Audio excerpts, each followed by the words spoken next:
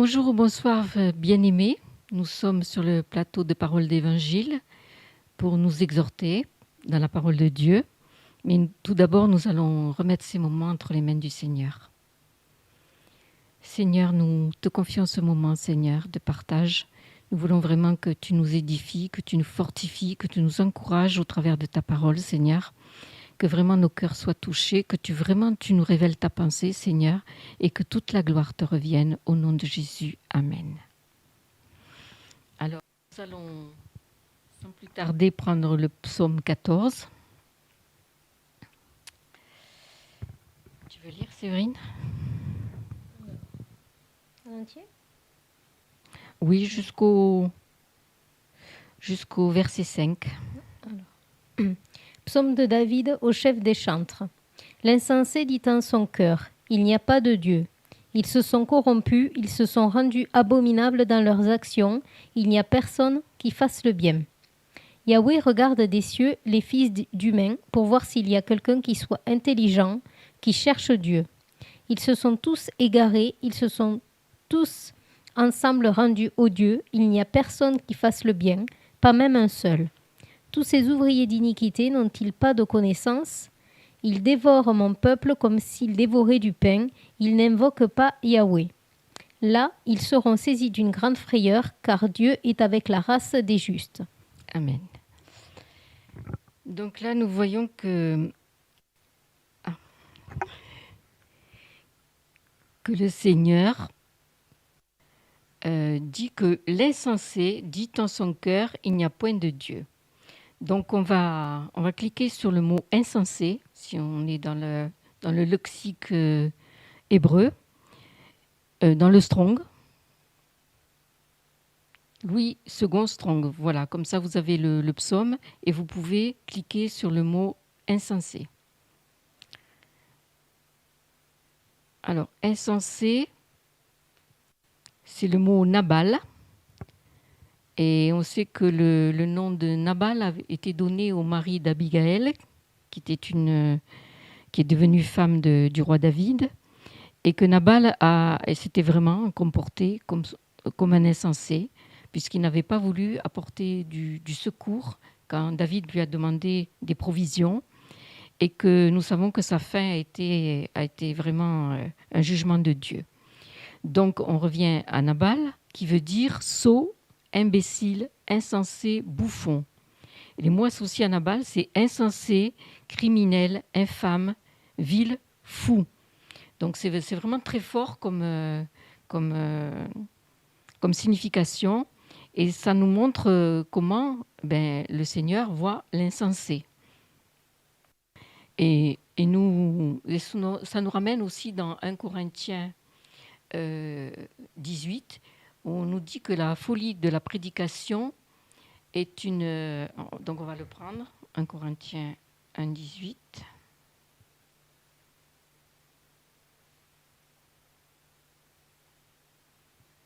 Non, c'est 2 Corinthiens. 1 Corinthiens 1, 18, oui. 1 Corinthiens 1, 18. En effet, la parole de la croix est une folie pour ceux qui périssent, mais pour nous qui sommes sauvés, elle est la puissance de Dieu. Donc on voit que dans cette signification où le Seigneur disait que l'insensé est comme un fou, on voit cette folie pour ceux qui périssent parce qu'ils n'y croient pas. Ils ne croient pas à la parole de la croix. Elle est vraiment une folie pour eux. Mais pour ceux qui sont sauvés, elle est la puissance de Dieu.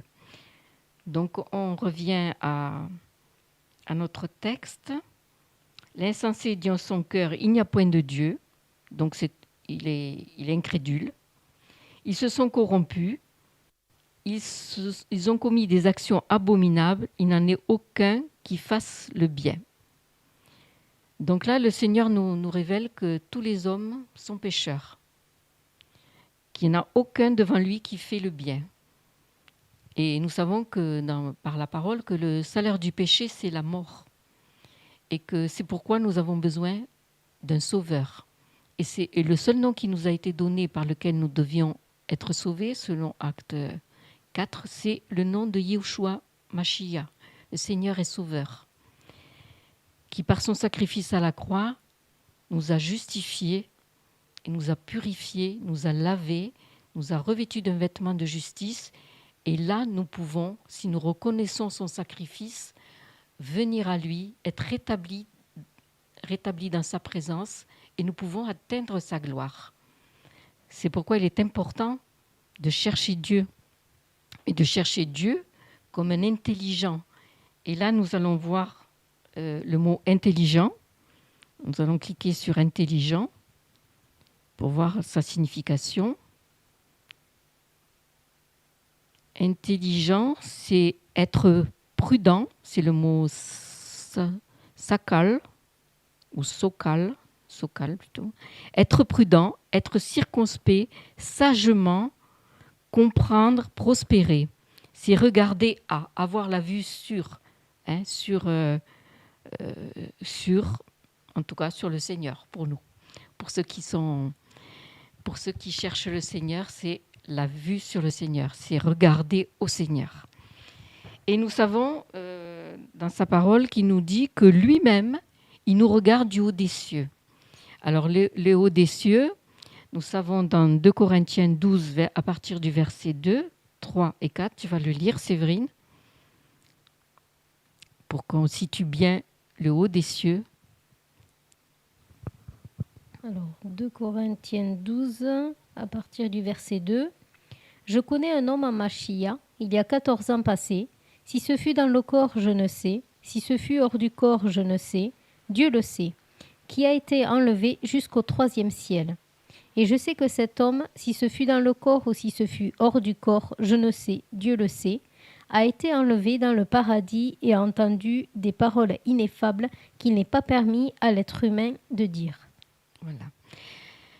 Eh bien, on voit que le haut des cieux, c'est le 3e ciel, c'est là où le Seigneur a son trône, et il n'y a aucun autre ciel au-dessus de ce 3e ciel. Si vous avez entendu parler d'un 7e ciel, comme on peut en entendre parler, c'est un mensonge qui vient tout droit de l'enfer. Et on sait que le verset 3 nous le précise, que c'est le paradis de Dieu se trouve au 3e ciel, là où il y a le trône de Dieu. Et ça, c'était donc un petit complément pour bien situer les choses par rapport à la parole. Donc on revient dans notre texte. L'Éternel, au verset 2, du haut des cieux, regarde les fils de l'homme pour voir s'il y a quelqu'un qui soit intelligent. Et nous avons vu que l'intelligent, c'est celui qui a la vue sur le Seigneur, qui est prudent. Il y a cette notion de prudence qui vient. Et là, ça nous rapporte à Matthieu 7, 24. Matthieu 7, 24. Tu peux lire le texte. Matthieu 7, verset 24. À partir du verset 24. Alors, c'est pourquoi quiconque entend de moi ces paroles et les met en pratique, je le comparerai à un homme prudent qui a bâti sa maison sur le roc. La pluie est tombée, les torrents sont venus, les vents ont soufflé et se sont précipités sur cette maison. Elle n'est pas tombée parce qu'elle était fondée sur le roc. Mais quiconque entend de moi ces paroles et ne les met pas en pratique sera semblable à un homme insensé qui a bâti sa maison sur le sable. La pluie est tombée, les torrents sont venus, et les vents ont soufflé et se sont abattus contre cette maison. Elle est tombée et sa ruine a été grande. Or, il arriva que quand Yahushua eut achevé ses discours, les foules furent choquées par sa doctrine, car il les enseignait comme ayant de l'autorité et non comme les scribes. Voilà, dans ce texte, nous voyons que le Seigneur fait encore l'opposition entre l'homme prudent, donc l'homme intelligent, et l'homme insensé qui, lui, va bâtir sa maison sur le sable. Celui qui est intelligent et qui cherche Dieu, qui cherche à le connaître au travers de sa parole, ce sera l'homme qui va fonder sa maison sur le roc, qui va plonger ses racines dans la parole de Dieu pour être comme un arbre planté près d'un courant d'eau, qui donne son fruit en sa saison, dont le feuillage ne se flétrit point, même quand la chaleur arrive, c'est-à-dire même quand les épreuves arrivent. Il est fondé sur le roc, donc il a de l'assurance. Il sait que son Seigneur et Sauveur le garde, qu'il est le bon berger qui nous garde et qui en même temps nous affermit. Et nous avons de l'assurance devant lui. C'est pourquoi nous pouvons résister face aux épreuves. C'est pourquoi nous ne craignons pas, la parole le dit, nous ne craignons pas les mauvaises nouvelles. Parce que les mauvaises nouvelles, elles sont là justement pour éprouver aussi notre foi, pour voir si nous avons notre regard fixé sur Jésus ou pas. Donc, nous avons déjà un premier texte où dans le psaume 123, 123.1, le Seigneur nous parle de l'attitude des serviteurs. Donc, si tu veux le lire, Séverine, psaume 123, à partir du verset 1. Alors, Cantique des degrés, j'élève mes yeux vers toi qui habites dans les cieux. Voici comme les yeux des serviteurs regardent la main de leur maître, comme les yeux de la servante regardent la main de sa maîtresse, ainsi nos yeux regardent à Yahweh notre Dieu, jusqu'à ce qu'il ait pitié de nous. Aie pitié de nous, ô Yahweh, aie pitié de nous, car nous sommes assez rassasiés de mépris. Notre âme est assez rassasiée des moqueries des orgueilleux, du mépris des hautains. Donc là, nous voyons que celui qui a placé sa foi dans le Seigneur doit garder son regard fixé sur le Seigneur. Parce que c'est lui qui va nous amener, qui va mener notre foi à la perfection. C'est lui qui va se charger de nous rendre persévérants, de nous rendre... c'est-à-dire, on est co-ouvrier avec le Seigneur, il travaille avec nous. Il faut que nous-mêmes, on se garde pour qu'il nous garde. Il faut que nous-mêmes, on ait envie de marcher avec lui pour qu'il nous tienne par la main et nous fasse avancer. Voilà, c'est toujours une relation de père et de fils, une relation de confiance. Et il faut que vraiment notre regard soit fixé sur lui. Voilà.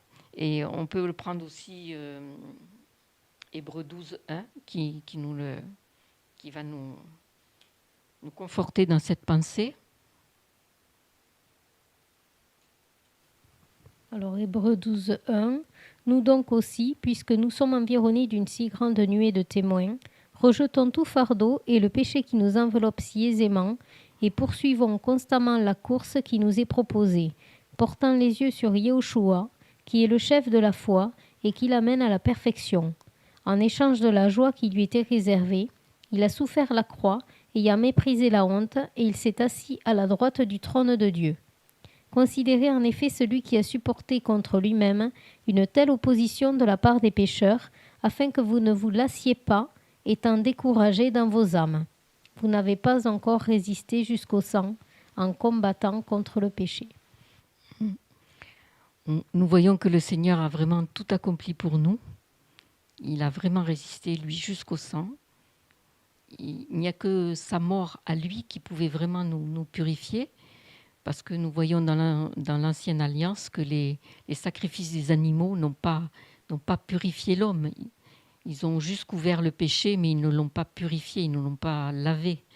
Il fallait vraiment le sang d'un juste, il fallait vraiment le sang d'un agneau sans défaut et sans tache, qui a été Yeshua HaMashiach, qui a revêtu notre humanité, mais qui, dans son parcours, n'a commis aucun péché. Il a été vraiment un exemple, un modèle pour nous, pour que nous puissions, nous aussi, dans notre marche chrétienne, être à son image. Et pour pouvoir faire cette marche chrétienne, il nous a donné son esprit. Parce que sans son esprit, on ne peut pas mettre en pratique sa parole, en fait. Parce que c'est l'esprit du Seigneur qui nous soutient, c'est l'esprit du Seigneur qui nous éclaire, c'est l'esprit du Seigneur qui nous donne l'autorité, la capacité de pouvoir résister au péché, de pouvoir dominer sur lui. C'est pourquoi nous devons vraiment garder notre regard fixé sur Jésus. C'est vraiment... Et avoir à cœur de le chercher dans sa parole, parce que c'est toute sa parole qui nous éclaire. Tu as quelque chose à rajouter, Séverine ? Oui, mais là, ces dernières paroles, ça me fait penser au psaume 119, verset 105, qu'on peut prendre. Alors,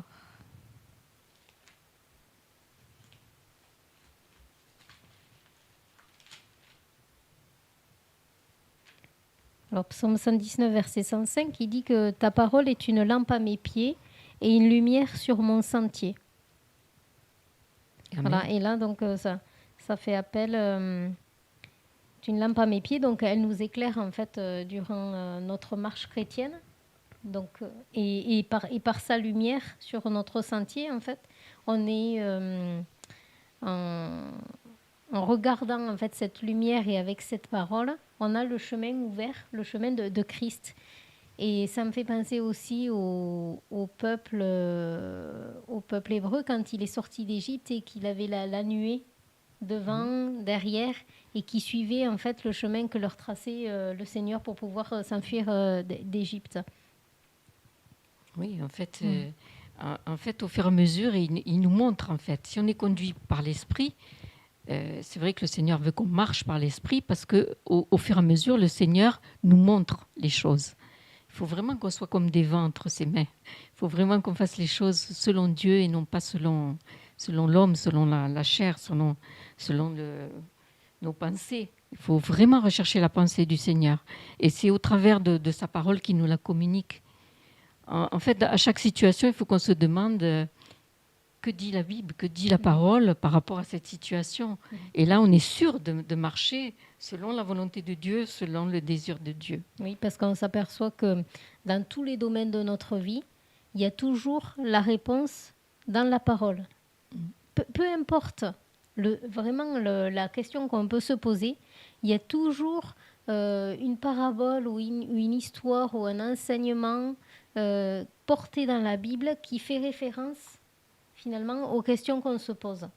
Amen. Et là, je voudrais revenir à Hébreux 12, verset 3, quand il est écrit « Considérez en effet celui qui a supporté contre lui-même une telle opposition de la part des pécheurs, afin que vous ne vous lassiez pas, étant découragés dans vos âmes. » Alors c'est vrai qu'en ces temps de la fin, là, on peut être énormément découragé, énormément accablé, avec beaucoup de combats. Ça ne manque pas. Mais quand je lis là ce verset, je me dis, mais c'est rien comparé aux souffrances que le Seigneur a portées. Que le Seigneur a pris sur lui alors qu'il était innocent, sans péché. Et lui, il a tout pris, le péché de l'humanité, le poids de l'humanité. Il a donné sa vie pour nous. Est-ce que moi, je serais capable de donner ma vie pour quelqu'un? Est-ce que... Des fois, je me dis, mais il a fait quelque chose. Il n'y a que lui qui pouvait le faire. Il n'y avait que lui qui pouvait le faire. Et en fait, le Seigneur, déjà, dans cette parole, nous disait, ne vous lassez pas étant découragés. Donc, il savait qu'on allait être découragés. Et il nous dit déjà, mais ne vous lassez pas, parce que rappelez-vous ce que j'ai fait pour vous. Rappelez-vous. Que ce soit bien ancré en fait dans notre cœur, dans notre esprit, de ce sacrifice à la croix, parce qu'il n'a pas été fait en vain. Parce que si on croit qu'il a été fait en vain, ça veut dire que c'est comme s'il avait servi à rien, alors que non. Au contraire. Amen. Au contraire, ça a été la réponse. Et voilà, ça me parle beaucoup là, ce verset C3 aujourd'hui. Voilà. Amen. C'est pour ça que nous devons vraiment être intelligents devant Dieu et vraiment le chercher à la manière dont il veut qu'on le cherche, en fait. C'est-à-dire en ayant le regard fixé sur lui, en ayant le désir de plonger notre regard chaque jour dans sa parole, de la méditer, parce qu'en la méditant, eh bien, il nous communique sa pensée, il nous communique sa... voilà.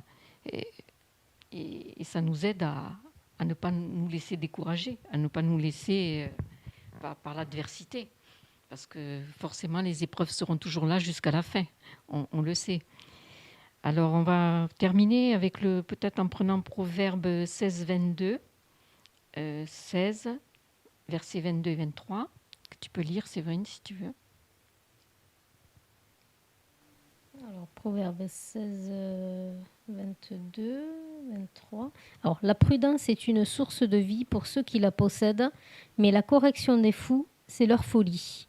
Celui qui est sage de cœur rend sa bouche prudente et augmente l'instruction sur ses lèvres. Donc là, voilà, on voit de nouveau que le Seigneur amène l'intelligence avec la prudence, parce que la prudence est une source de vie pour ceux qui la possèdent.